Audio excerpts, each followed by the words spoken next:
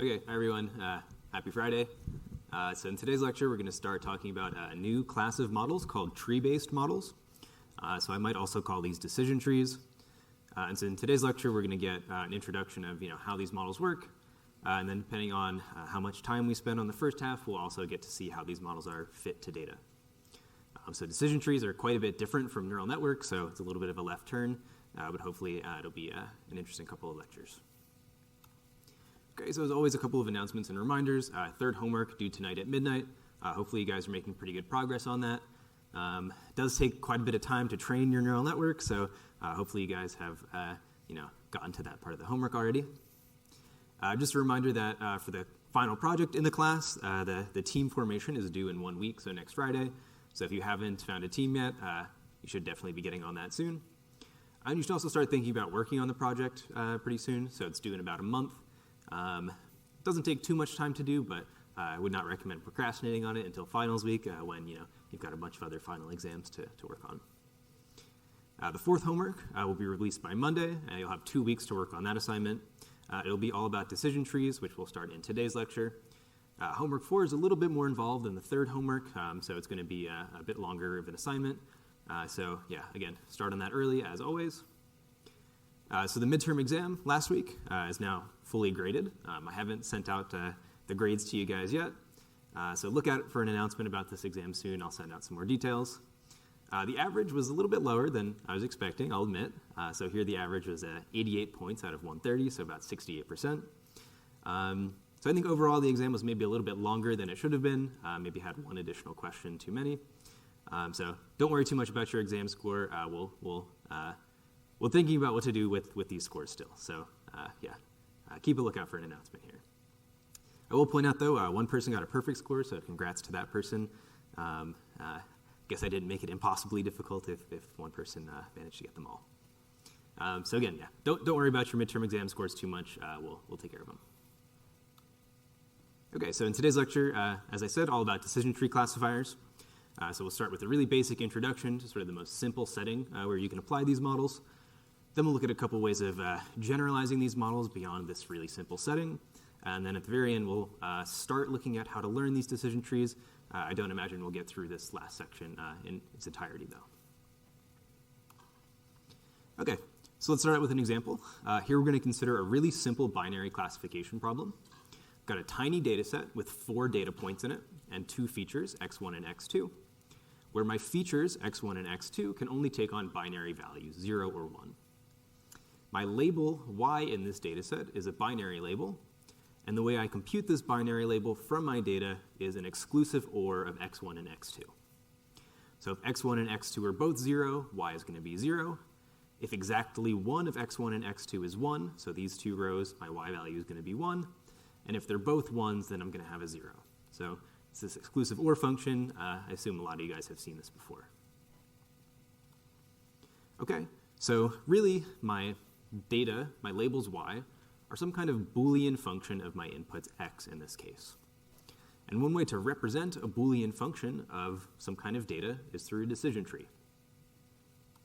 So in my decision tree, I'm going to have some root node corresponding to one of my input variables. In this case, I'm going to look at the variable x of 1, and this will be kind of the root node of my decision tree. If x1 takes the value 0, i.e. I have sort of a no for this variable, I'm going to go to the left in my decision tree. Then what I'm going to do is I'm going to look at the second variable in my data set, x2, and depending on its value, I then make a prediction for the label y. So if x1 is 0 and x2 is 0, I'm going to predict y equals 0. So that's this row in my data set. It's sort of correctly making this classification prediction. If x1 is 0 and x2 is 1, I'll predict y equals 1 because it's corresponding to this row in my data set. We, of course, can do the exact same thing if x1 takes the value 1, and I can split on x2 once again. So overall, what I've done is I've taken some data set of input-output values and written it as a Boolean function where I'm representing this Boolean function as really a tree, again, where my nodes are variables, and these edges represent sort of values of these variables. You can essentially think of a decision tree as a sequence of nested if statements. So this first sort of step here is saying, okay, if x is 0, I'm going to go left. If x1 is 1, I'm going to go to the right. So really it's, sequence of nested if statements is a good way to think about these. So for a little bit of terminology, the first node in my tree I'm always going to call a root node. It's where I start to make any kind of prediction. Any nodes in the middle are called intermediate nodes. And any nodes at the end of my tree I'm going to call leaf nodes. And in all of these intermediate nodes, I'm going to make decisions essentially based on the values of my data points or my features. And in the leaf nodes, this is where I make predictions. These leaf nodes tell me what y value to predict based on sort of the path I took in my tree to get to that leaf node. Okay, so we saw in this tree an example of how we can write down a decision tree to perfectly classify this data set. So I get 100% accuracy. Decision trees, of course, are not unique. There's different ways we could think about writing down this exact same function. So rather than starting with x1 as my root node, I now start with x2 as my root node and use x1 as the intermediate nodes. So this again solves my XOR problem, but a different decision tree. So the point here, there's lots of functions that can correctly classify this data set. Let's see the same exact data set, but now I've added 3 new variables to it: x3, x4, and x5. These are again just binary features, so my features can only take the values 0 or 1. And I have the same y values as I had before, and x1 and x2 are the same as before. And what I'm illustrating here is that in principle, in a decision tree, you don't need to use all of your variables. In this case, you can exactly compute y from x1 and from x2, and we can essentially ignore these extraneous features if we would like. So unlike KNN or like nearest centroids or any kind of distance-based classifier, our decision trees can kind of ignore irrelevant features if we kind of construct them to be that way. In other words, we get a sort of compact representation of our Boolean function, which is compact in the sense that it's kind of minimal in some sense. Okay, well it turns out that this XOR decision tree that I showed in the last slide is not the simplest decision tree I can write down for this data. So maybe I'll give you guys a couple seconds to look at this data set and maybe see if someone can tell me a decision tree here that is even simpler.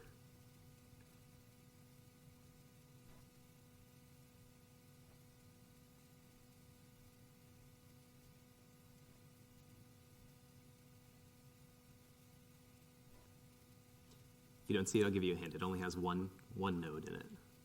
Well, I guess 3. One root node. Yeah, on the left. Yeah, not x4. So anytime x4 is 1, y is 0. Anytime x4 is 0, y is 1. So we can write down an even simpler decision tree based on this data set here. So a natural question we might ask is because there's potentially many different decision trees that we can write down for a given problem. How can we sort of learn a minimal tree structure? We want the simplest tree that's going to classify our data points. Of course, we don't want to do this on tiny data sets like the ones we've been seeing, though. We might have thousands and thousands of rows in our data sets. We might have sort of hundreds of different features even. So we're going to need some automated algorithmic way of coming up with simple decision trees that can solve our classification problems. Okay, so if you guys have seen sort of discrete math, Boolean logic type stuff before, it turns out that decision trees are really just sort of graphical ways of writing down Boolean functions of our data. So if you've heard of this thing called disjunctive normal form, it's a way of writing down kind of Boolean logic formulas in a sort of formal logical notation. So every path in my tree corresponds essentially to a bunch of AND statements logically, essentially gluing together sort of the propositions along that particular path in the tree. And the overall Boolean function represented by my tree is an OR of the different sort of positive paths in my tree. So let's do an example here. I'm looking at this XOR tree that we've already seen before. And here, this node, y equals 1 down here, really corresponds to the logical statement x1 equals 0, because I followed this path, and x2 equals 1. So each path here is a sequence of sort of AND statements. I also have another sort of positive path in my tree corresponding to the label y equals 1, corresponding to x1 equals 1 and x2 equals 0. So in order to predict y equals 1, my sort of function coming from this tree, I can write this as not x1 and x2, so that's this left path, or x1 and not x2 corresponding to this path on the right-hand side. So again, this is just to emphasize that decision trees are just kind of nice graphical ways of representing these Boolean functions that you could imagine implementing as like an if statement or something in code. It's called disjunctive normal form because it's a conjunction of disjunctions. So disjunctions we mean and conjunctions we mean or. Just a bit of terminology that is good to be familiar with. Here's another example of a tree, just illustrating that you don't need to have balanced trees. These things can be kind of as complex or as simple as you would like. So here I've got some decision tree with, say, 6 different features, x1 through x6, and I can have paths that are kind of longer on one side than the other. And in this case, kind of the logical function represented by this tree is this sequence of and statements and or statements. So on your own, you can kind of walk through this tree and check that this function on the right indeed is that tree on the left. Okay, so I'd like to take a step back for a second and think about why do we even need decision trees in the first place? We've already seen a whole bunch of classifiers. So let's take a look again at this XOR data set, this exclusive OR data set. And let me now plot my data points. So I have 2 features, x1 and x2, that take labels 0 or 1. And if I plot them in this 2D plot, where the first axis is x1, second axis is x2, and I color my data points based on their labels, this is what my XOR data set looks like. So just doing a scatter plot of my data. What I'd like to emphasize here is that no matter what linear sort of decision boundary we draw here, there's no way we can represent this very simple data set. So we call this kind of data not linearly separable. There's no line I can draw that's going to give me the correct decision regions here. And so, this is a major drawback of any kind of linear classifier like, logistic regression or nearest centroids or anything like that. Can't even fit this really simple data set. But decision trees, as we saw, even with a really simple decision tree like this one, can perfectly represent this XOR data set. So in some sense, decision trees can represent, very flexible classifiers through this sort of Boolean structure here. Okay, so any questions?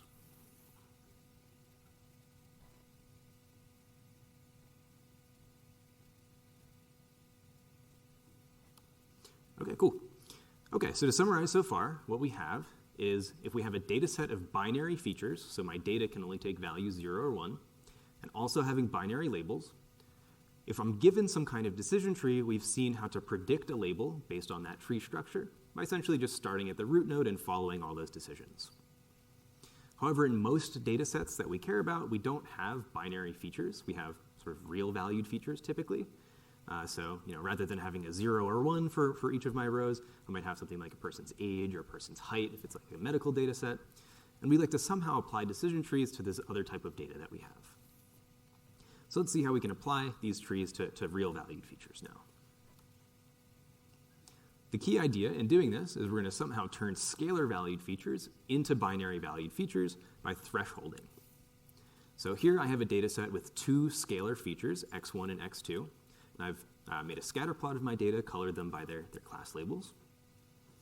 And if I take the first feature, say x1, I can turn this scalar feature x1 into a binary feature by asking myself, is x1 larger than some threshold t1? So in this case, t1 is 0.5. So I can essentially turn this x1 value into, is x1 smaller than 0.5 or is it larger than 0.5? And in this way, I get out a binary sort of feature from this real valued feature. We, of course, can do the same thing for my second feature now, where I'm going to say threshold x2 based on the value t equals 0.4. So if x2 is sort of larger than this threshold, I'm going to essentially spit out a 1 for this kind of logical statement. And if it's smaller than this threshold, I'll spit out a 0 for this logical statement. So let's write out a decision tree where I've thresholded my real value features. Rather than having a binary value for x1, I now have this kind of binary logical statement for x1. So if x1 is greater than 0.5, I can predict, say, y equals 0. If x1 is less than or equal to 0.5, I can go to the left in my tree and now split on my second variable, x2. I can ask myself the same question for the second feature, x2, and either classify y as 0 or y equals 1. So our data set is simple enough that I can sort of look at it and just write down these thresholds, in the sense that each threshold is going to be taking my input space, my data, sort of partitioning it into different disjoint regions. So kind of graphically what's going on is if x1 is greater than 0.5, well, then I'm in this region of my data space, right? And all my data points in this region are red. So I can just go ahead and classify them all as y equals 0.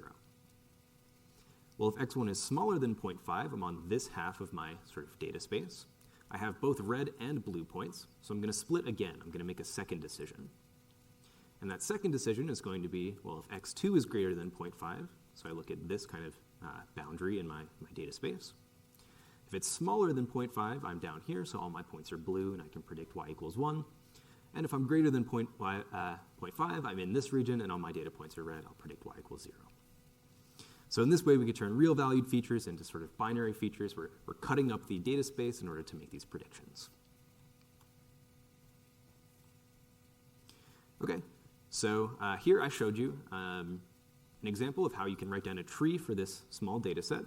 And this tree gets perfect accuracy on the training data, right? It correctly classifies all of these points.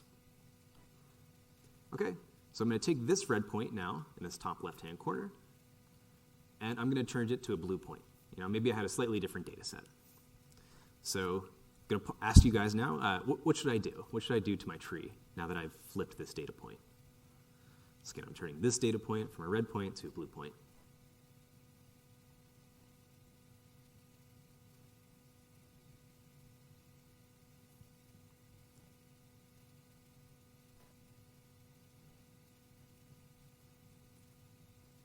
Yeah.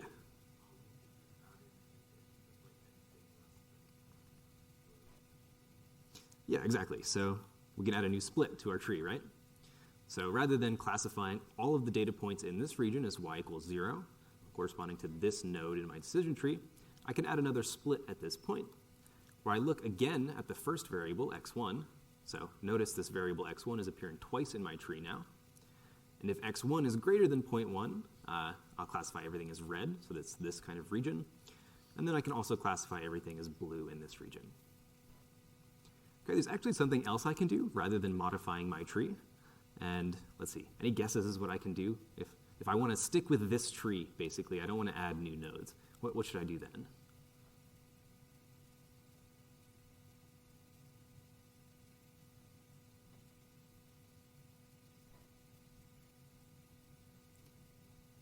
Got to be a little more creative for this one, yeah.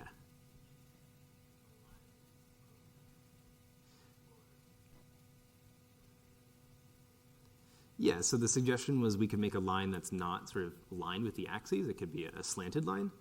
I like the idea, but it's going to be very difficult for us to do that because we want to make our nodes simple in the sense that they only depend on a single feature. If we want a slanted line, sort of diagonal line, it would have to depend on two features, and yeah, we're going to keep our tree simple and not do something like that. So let's see, maybe one more guess. It's okay if it's wrong. Yeah.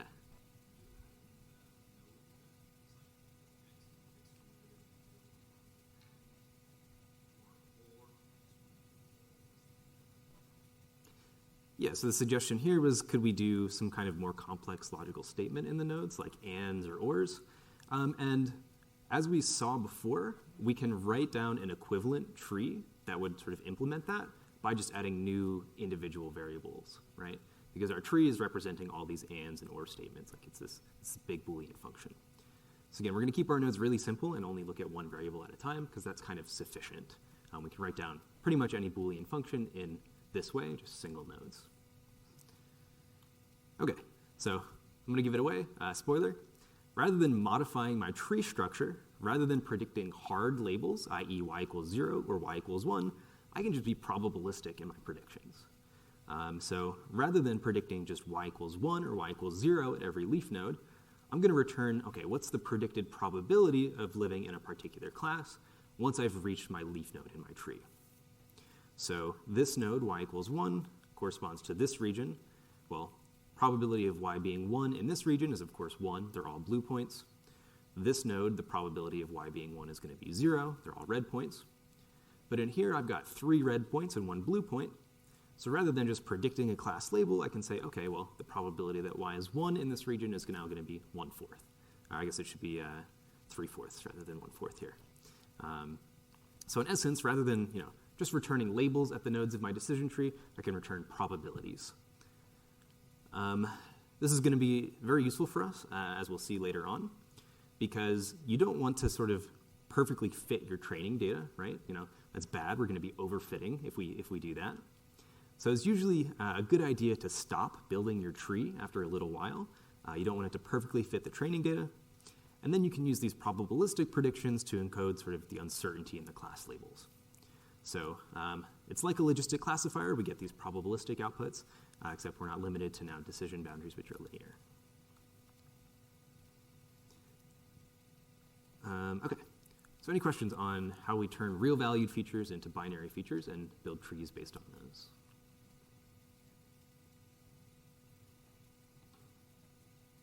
Cool.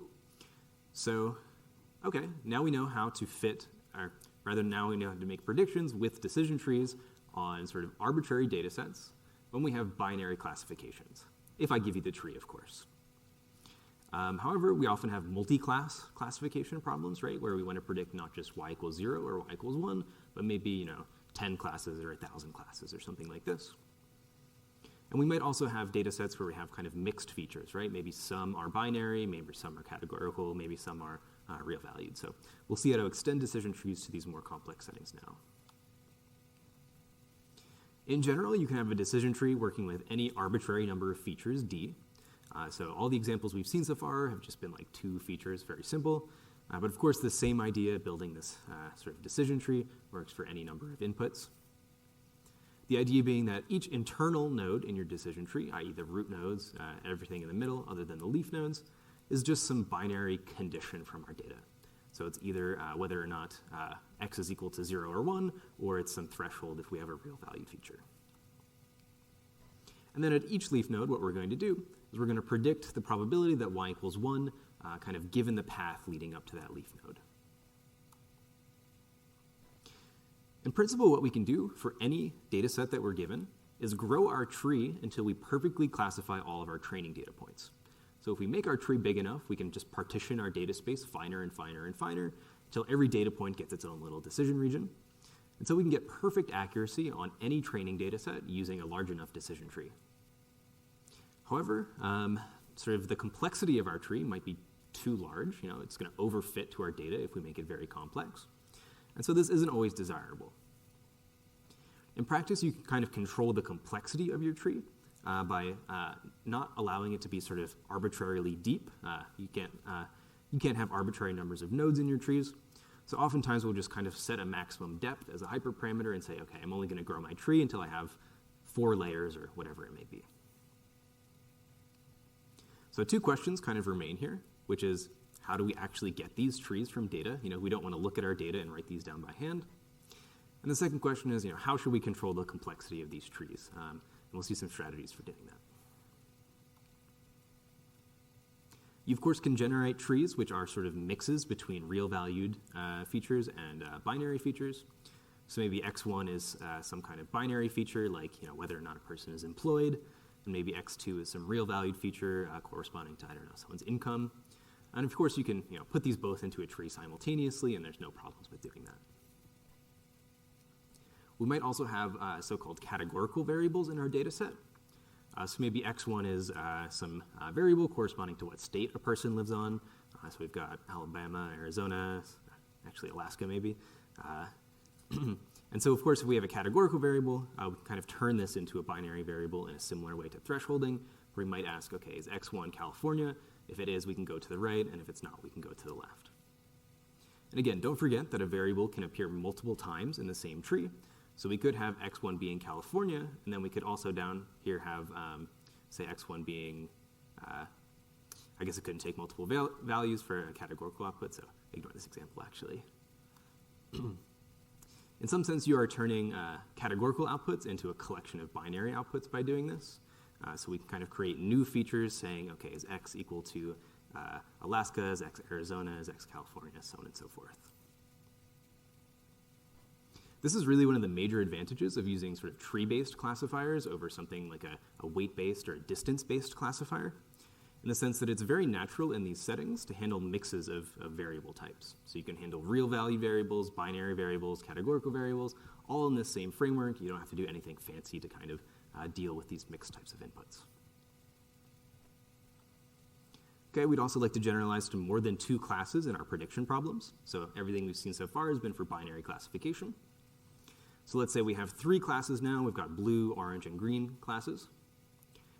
And the only thing we need to change in our decision tree is that rather than predicting the probability that y equals 1 once we're in a particular leaf node, we just need to predict sort of a vector of probabilities, 1 probability for each class.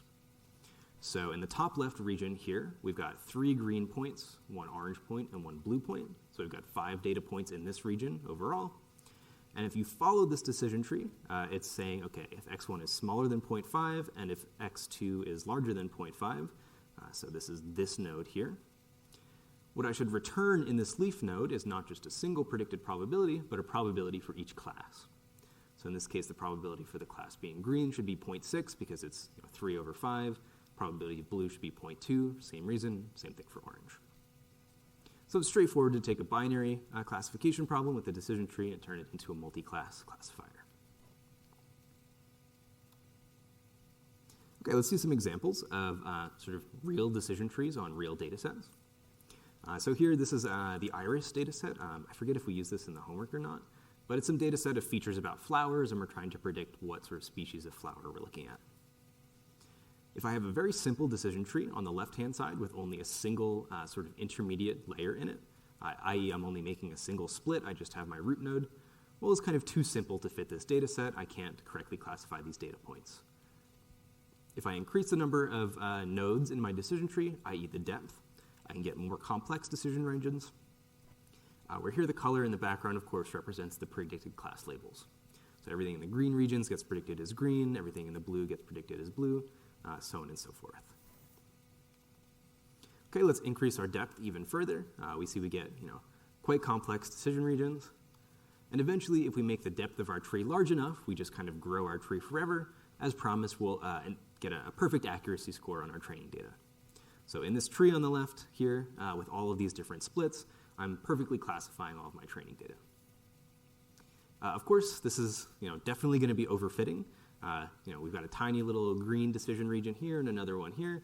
And so when new data comes along, these very deep trees are just not going to be very robust. They're definitely overfitting when you make them too large. And so there's kind of a trade-off between, I want my tree to be large enough that I can accurately capture my data, but I don't want it to be so large that it's just memorizing the training data and it's not going to generalize to test data.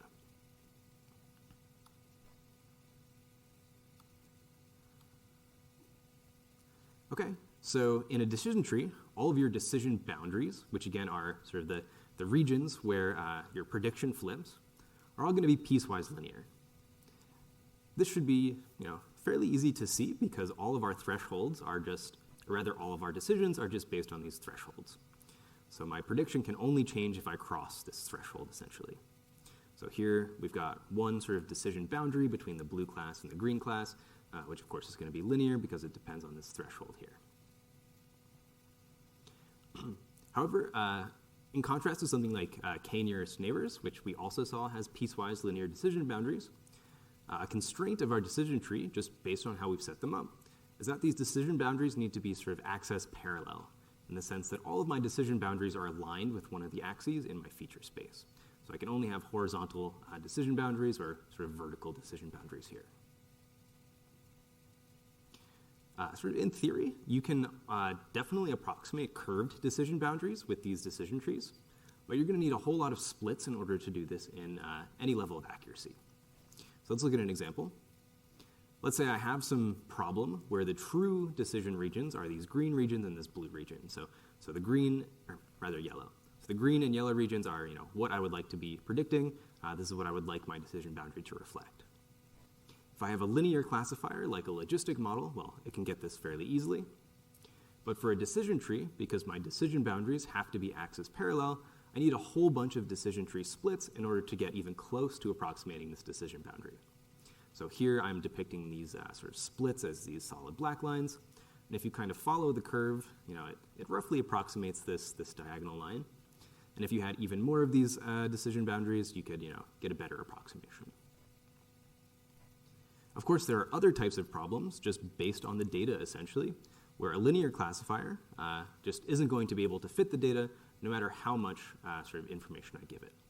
So here, my linear classifier, the best model I could learn here is something like this. And it doesn't matter how much data I give this classifier, it doesn't matter what I do, I'll never be able to do better than this. In contrast, my decision tree can learn this decision region quite easily. So I introduced this concept of bias variance in, I think, the previous lecture. And here, I think, really illustrates this bias variance trade-off in a nice way. So the linear model in the first column has very high bias in the sense that I have very simple decision regions, and no matter how much data I give my problem, it kind of can't overcome this fundamental limitation of the model. It has high bias in the sense that it is biased towards simple models. In contrast, a decision tree has very low bias. If I give it lots of data, if I make the model very complex, it can fit almost arbitrary sort of decision boundaries, regardless of what they look like. So again, high bias for the linear model, low bias for a decision tree.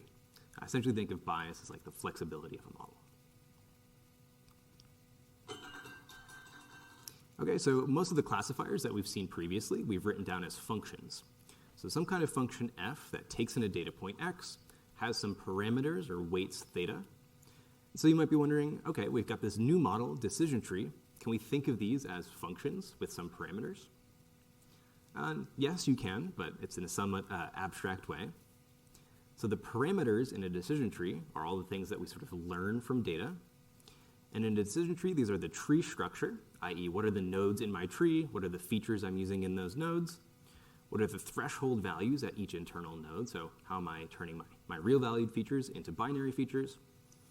And I also need parameters essentially corresponding to the predicted class probabilities at each leaf node. So my parameters, again, everything I learned from data is kind of the tree structure itself. The function f of x given theta is then represented by essentially taking in a data point x and following this tree until I make a prediction. So it takes in a data point, spits out a predicted probability, so in some sense it really is a function at the end of the day.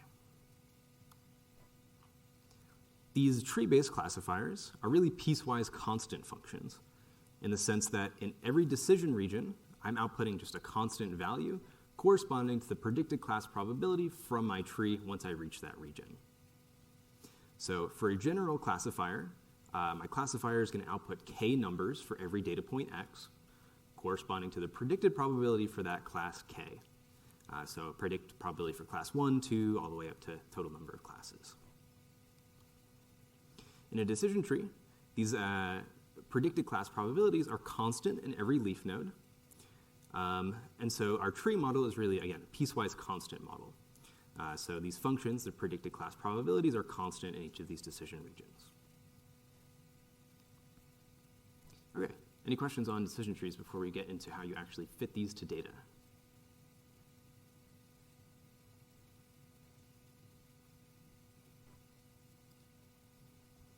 Okay, let's see how to actually learn decision trees now. So, as always, we're looking at a supervised learning setting. So we've got a whole bunch of training data corresponding to input data points x sub I and their corresponding labels y sub I. And our model now is going to be some tree that we're trying to fit to this data set, where again the parameters really correspond to the structure of this tree. Okay, can we use gradient descent here to learn our model? This is our favorite learning algorithm. And of course, no, we cannot. Just because our tree structure is not really a differentiable function, our thresholds aren't differentiable either. So we saw in the previous slide, our prediction model is piecewise constant. So it's got derivative 0 everywhere. We have no useful information that we can use to fit this model with gradient descent. So we're going to need some kind of a new learning algorithm here to actually fit these models. And the idea here is we're going to use sort of a local heuristic greedy search in order to iteratively grow our tree. So we're going to pick some root node for our tree, split our data based on that root node, and then iteratively construct these subtrees. There, of course, are hyperparameters associated with our tree model. So, the maximum depth. We'll see some various other ones in a little bit. So we're going to grow some trees using hyperparameters, evaluate them on validation data, sort of our standard model selection paradigm, and use that to select those hyperparameters. Okay, so the most common way to fit a decision tree is sort of to greedily select a way of splitting the data points. And in particular, we're going to proceed in a recursive fashion. So given some set of data points, what we're going to do is we're going to look at all possible splits of this data on a single particular feature. So we look at all the possible splits we can do. And then at each split we could possibly do, we're going to somehow score each of these splits. And then whichever split gets the best score, that's the split we're going to use for our decision tree. So we take that, make a node out of it, split our data in two different pieces, and then we look at those two new subsets coming from that split and just recurse. We'll do the same procedure again. So we'll see lots of examples of how to do this in a little bit. At some point, of course, we need to stop this procedure. So we need to, write down some condition telling us when a node should be a leaf node. And also, once a node is a leaf node, we'll need to decide what we should actually predict in that leaf node. Okay, so let's look at some pseudocode just to make this a little more concrete. Okay, we're going to have an algorithm here called build tree. And in homework 4, you guys are actually going to go ahead and implement all the pieces of this algorithm. So this pseudocode should be pretty helpful for that assignment. As our input, of course, we have some labeled data set consisting of n labeled data points. And at the end of the day, we're going to return a tree corresponding to our decision tree. Okay, what we're going to do first is compute what I'll call P, which is the class probability vector corresponding to our data set D. So I look at this data set, and I compute, okay, of all my labels, what proportion are label 0, what proportion are label 1, so on and so forth. So I compute how likely every label is in this data set. If I check this leaf condition for a particular data set and a particular class probability vector and a particular node, well, then I'm going to set the current node I'm looking at as a leaf node. If it's not a leaf node, I'm going to somehow find the best split in my data set. And what I mean by that is what feature I should split on and what value I should threshold that feature at to do the split. I'm going to take my data and partition it based on this split. So I'm going to make a left split corresponding to data points smaller than that threshold. I'm going to make a right split corresponding to data points larger than that threshold. And then what I'm going to do is take the current node I'm looking at, set its two children to be the results from this build tree algorithm applied to this left subset of my data and the right subset of my data. Okay, this is sort of a recursive iterative algorithm because I start with my leaf node and then apply this build tree algorithm over and over. Here we've got some details to fill in, how do we compute class probability vectors, how do we decide if a node is a leaf node, and how do we actually find these best splits. But once we have these pieces, we've got everything we need to build a tree. So before we get into the details of this, any questions on the high-level idea here? Yeah?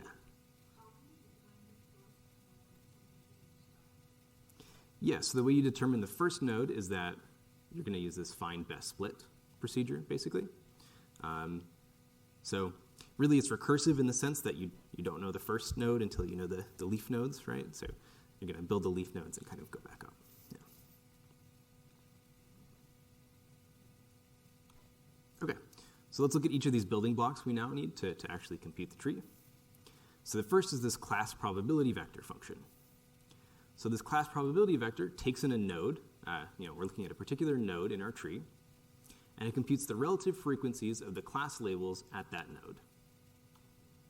So for example, if I have 4 classes in my data set, and I've split my data set such that at a particular node, I'm only looking at 12 data points, so I've partitioned it a bunch and only have 12 points I'm looking at. If I've got 6 of those data points coming from class 1, 4 coming from class 2, 2 coming from class 3, and none from class 4, well, the class probability vector is then just the relative frequencies of these data points. So the probability for class 1 at this particular node in my decision tree is going to be 1/2, 6/12, and so on and so forth. So we just look at all the labels that we're considering in our current split and then essentially compute the class probabilities. Okay, if we're looking at a particular node, we also see that we need to decide whether or not this given node is going to be a leaf node in our tree, or if we should split it. So there's various ways you can kind of determine whether or not a node should be a leaf node or not. And typically, we have sort of three conditions here.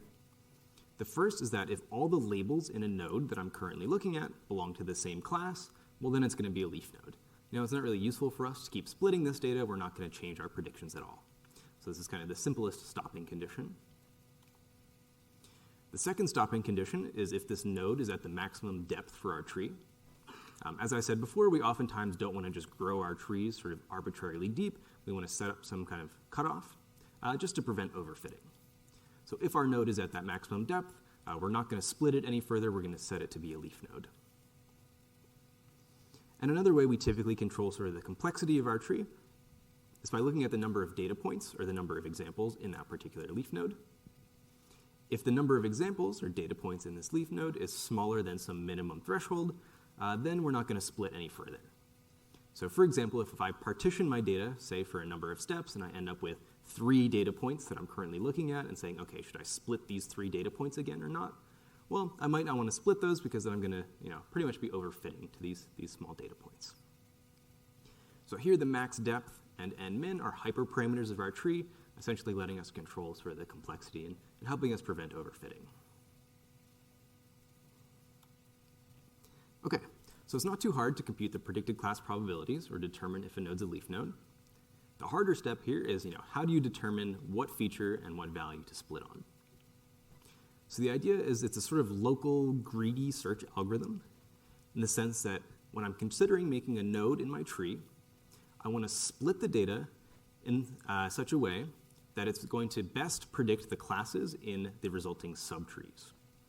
Or in other words, if I take my data and I make 2 splits of that data, I want to reduce the uncertainty or variance in the class labels of those 2 subsets. So for example, maybe I start out with a data set where half of my data points are y equals 0 and half of my data points are y equals 1. Ideally, what I would really like to do is find a split of my data such that all the data in the left split has label y equals 0 and all the data in the right split has label y equals 1. So I'm trying to split my data to sort of, to get the best predictive performance that I possibly can out of this single split. What we need is some way of measuring the quality of a split. We would like to propose a split, say, I want to take my feature x1 and say threshold it at 0.5. I'd like to assign a number to how good this particular split is so that I can then compare all of the possible splits and choose the one that has the best sort of quality. And there's several ways of doing this. The first is the so-called Gini index. And what this is the average variance or uncertainty in the labels in your left and right child nodes coming in your tree. So again, it's measuring kind of, how good I was at separating out the class labels. Another criterion you might use is called information gain, which rather than measuring the variance of my class labels, it actually measures the entropy of my class labels. We're going to skip over this one. It's pretty similar to the Gini index, and we'll go into the details of the Gini index in the next few slides. You might also think about using classification accuracy to sort of measure the performance of your various splits. But it turns out this doesn't really work as well in practice. So we're going to focus on this Gini index and see how to compute that. So as I mentioned, this Gini index is a measure of the variance of sort of a collection of class labels. And the sort of mathematical definition of it here is if I'm given a collection of class probabilities, so P1 is sort of the probability for the class 1, P2 is the probability for the class 2, so on and so forth. And again, we can compute these in that way I showed before. The Gini index is then the sum over all of these probabilities of pk times 1 minus pk. And really, this is the variance of these predicted probabilities. So if you guys recall your basic stats classes, this is exactly the variance of these numbers. And it turns out, doing some simplifications, you can write this as 1 minus the square of the sum of these probabilities. So for a little bit of intuition of what this number is kind of telling you, if one of your probabilities is 1 and all of the others is 0, i.e. I know exactly what label I'm going to be predicting, there's no uncertainty, the Gini index here is just going to be 1 minus, well, 1 in this case, and so 0. So we have 0 uncertainty about the class labels corresponding to these predicted probabilities up here. And so low Gini index is good, it's low uncertainty. Okay, let's look at an example, put some numbers in it to make it a little concrete. So we have 2 class labels, so we're doing a binary classification problem. And in a particular node in our tree, maybe 90% of the data I'm looking at has label y equals 1, and 10% of my data has label y equals 2. The Gini index then is just 1 minus the square of these summed probabilities. So it's 1 minus 0.9 squared plus 0.1 squared, which is about 0.18. So it has a pretty low value here for the Gini index of 0.18, which indicates low uncertainty about the labels at this kind of node I'm currently at. You know, makes sense. This is pretty certain that the label should be y equals 1 at this node if there's a 90% chance of it being y equals 1. Here's another example where there's more uncertainty regarding these predicted probabilities. So maybe P1 is 0.6 and P2 is 0.4. And in this case, my Gini index is 0.48. And so we have a higher value, we have higher uncertainty regarding the labels. So we're going to see how you can use this Gini index to sort of measure the quality of a kind of proposed split in my decision tree. So let's say that I'm looking at this decision right here of whether or not I should split on x is greater than t. So I take my data set and I partition it. On my left partition is all the data where this feature is smaller than t, and my right partition is all my data where this feature is greater than t. So maybe all the people where the age is less than 30, I'll go on the left, and all the people where the age is greater than 30 go to the right. I'm going to compute 2 numbers now, p sub l and p sub r, where p sub l is the fraction of data points that go to the left, and p sub r is the fraction of data points that go to the right. So maybe 20% of my people are younger than 30, and 80% of my people are older than 30. And again, I get a left subset of my data and a right subset of my data. Call these d sub l and d sub r. I can now, with these 2 subsets of my original data set, compute the class probabilities in the same way that I had shown you before. So we'll get essentially a vector of numbers here. We'll get a list of class probabilities. We'll have 2 of them. We'll have one for the left split and one for the right split. From this vector of class probabilities, I can then just compute the Gini index. It's just 1 minus the sum of those squared probabilities. But I get a Gini index for the left split and for the right split. And again, we're sort of measuring, how uncertain I am about the class labels in the left side and the right side after performing this split. And then I'll write Gini of t, which is the weighted average of these 2 Gini scores. So it's p sub l times g sub l plus p sub r times g sub r. It's just, the average of these two Gini indexes. And we take a weighted average because, if there's only one data point that gets split to the right and a million data points that get split to the right, we want to sort of take into account this imbalanced effect that might be happening. So what we've seen how to do is, for a particular feature and our proposed threshold on that feature, we can compute a Gini score telling us, how good this split kind of was. And so what we would like to do when we're looking at a node and deciding what sort of feature we should be splitting on, is we're going to iterate over all of our potential features and all of the potential splits we could do to that feature and find the one that minimizes this Gini score. That's going to be our best node that we can split on. Okay, any questions? Yeah.